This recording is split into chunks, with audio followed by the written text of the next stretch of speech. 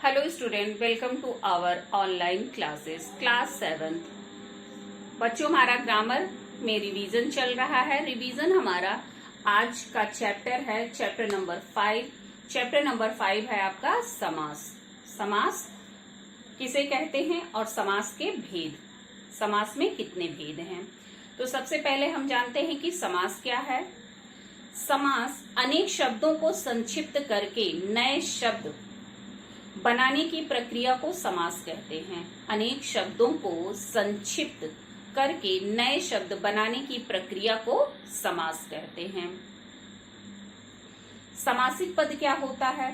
समास बनाने की प्रक्रिया से जो नया शब्द बनता है उसे समासिक पद या समस्त पद कहते हैं। एक बार फिर से, समासिक पद क्या है?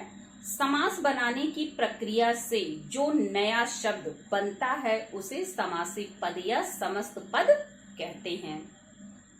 समास विग्रह का अर्थ, समासिक पद का विग्रह, जो समासिक पद जो इकट्ठा किया हुआ शब्द रहता है, पद रहते हैं, उनको इकट्ठा करके शब्द बनाया जाता है, वही समासिक पद का विग्रह, उनको अलग करने को समास विग्रह कहा जाता है।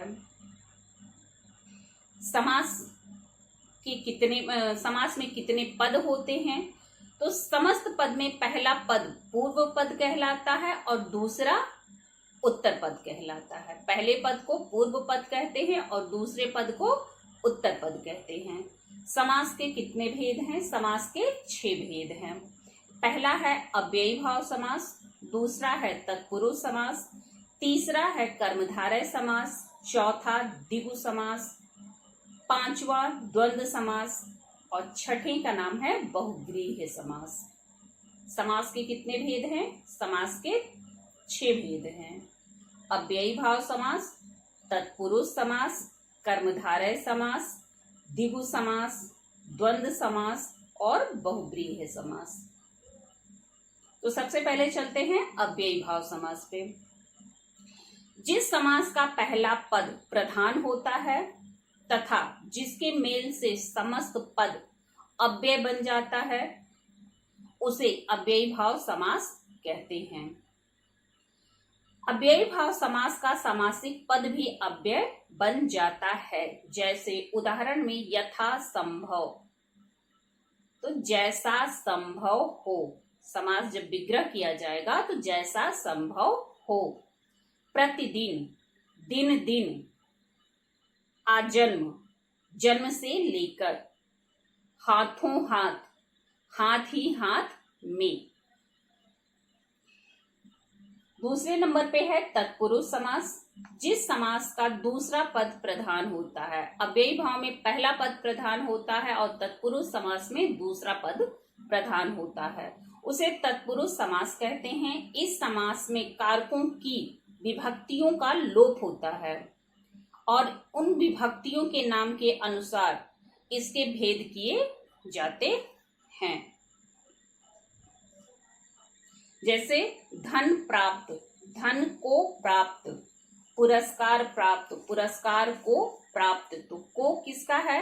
कर्ता ने कर्म को, कर्म तत्पुरुष समास है।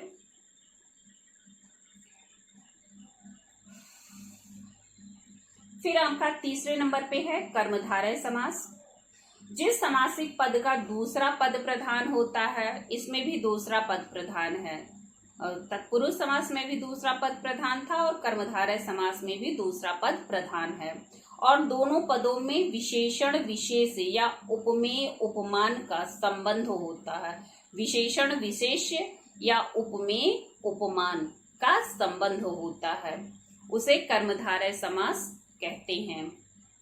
जैसे लाल किला, लाल है जो किला, इसमें विशेषण विशेष्य है। चरण कमल, कमल के समान चरण, उपमेय उपमान।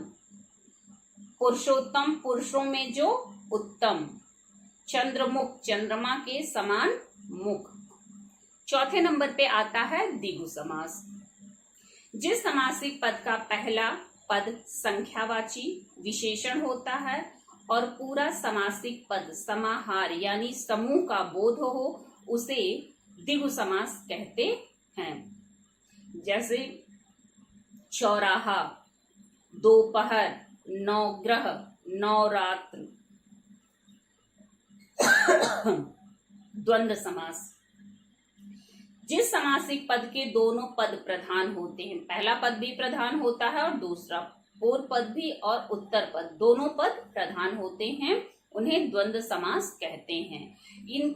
इसके दोनों पद सामान्यतः योजक चिन्ह आप लोगों ने पढ़ा है 6 में। योजक चिन्ह जो बीच में डैश वाला काम करता है वो योजक चिन्ह द्वारा जुड़े होते हैं।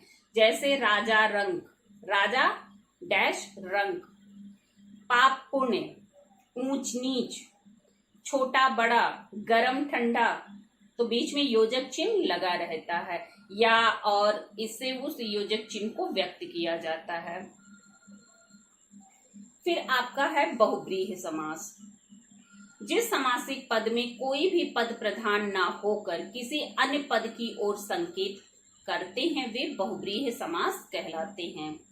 इसमें अन्य पद की प्रधानता होती है। जैसे त्रिलोचन, 3 हैं लोचन जिसके, अर्थात शंकर जी। 10 मुख, 10 हैं मुख जिसके, रावण। लंबोदर, लंबा है उदर जिसका, गणेश। महावीर, महान है जो वीर, अर्थात हनुमान। पीतांबर, पीत है अंबर जिसके, श्री कृष्ण। सत्य प्रिय, सत्य है प्रिय जिसके, विशेष व्यक्ति के लिए है। इसके बाद आप लोगों का है कर्मधारय और बहुब्रीहि समास में अंतर। कर्मधारय और बहुब्रीहि समास में क्या अंतर है? तो कर्मधारय समास के दोनों पदों में विशेषण विशेष या उपमा उपमेय का संबंध होता है। बहुब्रीहि समास के दोनों पद मिलकर किसी तीसरे पद की विशेषता को प्रकट करते हैं। तो ये हमारा आज चैप्टर नंबर 5 था। ये कंप्लीट हो गया है। अब हम आपको नेक्स्ट नहीं, यही हमारा लास्ट चैप्टर है ग्रामर का, तो रिवीजन यहाँ पे फिनिश होता है। इसके बाद में हम आपको वीडियो में एक दिन ये बताएंगे कि आप लोगों को विलोम पर्यायवाची ऐसे वगैरह कैसे पढ़ने हैं और आपके क्वेश्चन पेपर में किस तरह के क्वेश्चन आप लोगों को मिलेंगे। तो क्वेश्चन के टाइप हम आपको बता देंगे, किस तरह का क्वेश्चन है, लगभग कितने नंबर में है, तो आप लोग उसी अकॉर्डिंग अपना प्रिपेयर कर लीजिएगा। Okay, thank you.